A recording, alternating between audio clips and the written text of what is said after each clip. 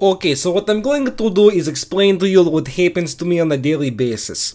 Okay, so I wake up every day, I have some food and everything. Everything seems like it's going to be fine.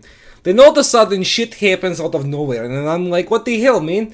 And then people are like, what did I do? And I'm like, I don't remember what you did. This is Soviet Russia. In Soviet Russia, car drives you, shit happens to you. Do not give shit to anyone else, even though it sounds like it's going to work, but it never does.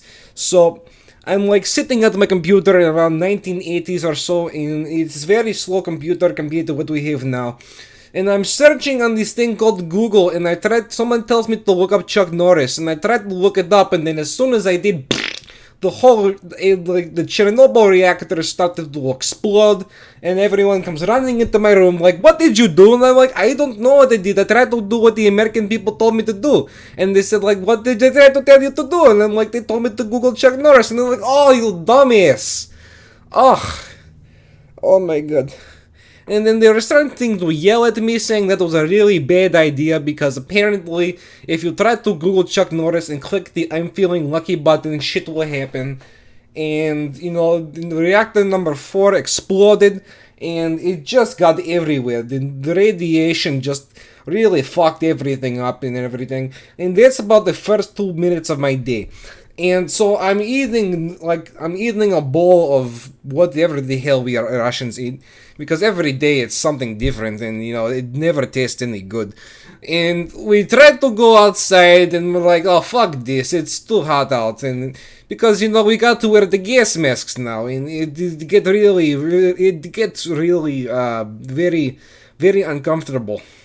So we're walking outside with like the way we do, like total badasses.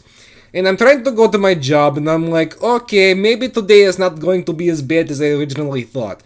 So Chernobyl had exploded, you know, that's a common thing for it to happen in Russia. Actually, it is in Ukraine, but it is close enough to where we consider it Russia because we don't give a shit. And I got to work, and it's like, hey, what are you doing? And I'm like, I'm coming here for work. And he's like, no, you're not. You're fired. And I'm like, why am I fired? He's like, you are 2 minutes late to work. I cannot have this happen. And I'm like, oh, fuck you. And I decided what I'm going to do is very simple. I hit it all in my mind like days before. I was going to go to the restroom. If this is what would happen. Like, if I was ever going to quit my job, this is what I would do.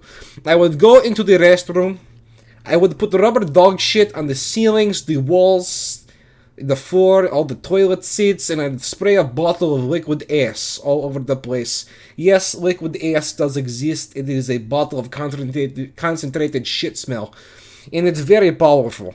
So I would do that so that way people walk into the restroom like, what the hell happened here? They would need to throw up, but they wouldn't be able to do it in the restroom because it smelled so bad. So they'd walk in there and they'll be appalled. There'd be shit on the ceiling, and they'd be wondering how the hell did that happen.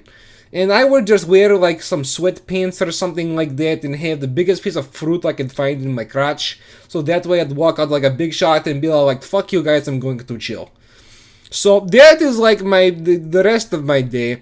And I go walking around Chernobyl and I'm thinking to myself, damn, I really fucked up with this one. Like, that is the last time I tried to take any Americans' advice because, you know, every time I try to do that, shit happens.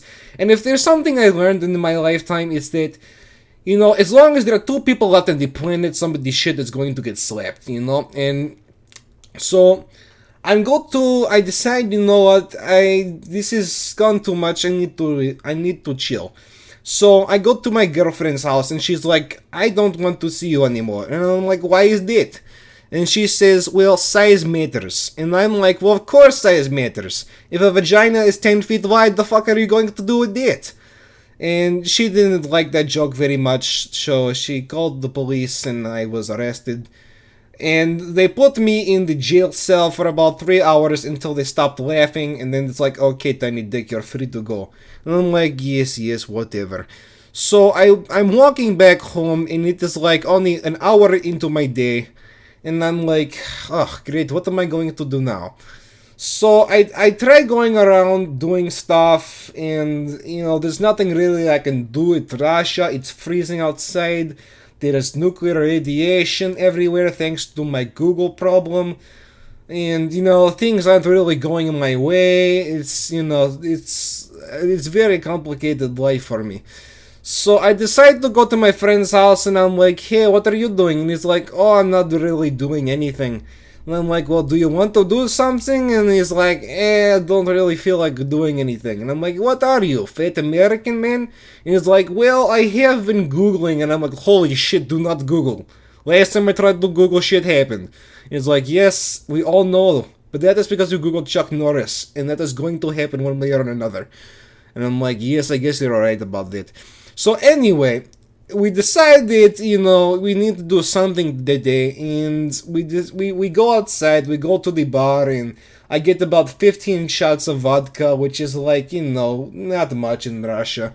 So I'm just a little buzzed because of this, and I decide, you know what, fuck it, I'm going to do something that is productive. So I try to think of something to myself that's actually relatively fun to do, but I cannot think of anything, and I'm like, you know what, fuck this, and I get a bottle of Everclear, which is like almost 100% alcohol per volume.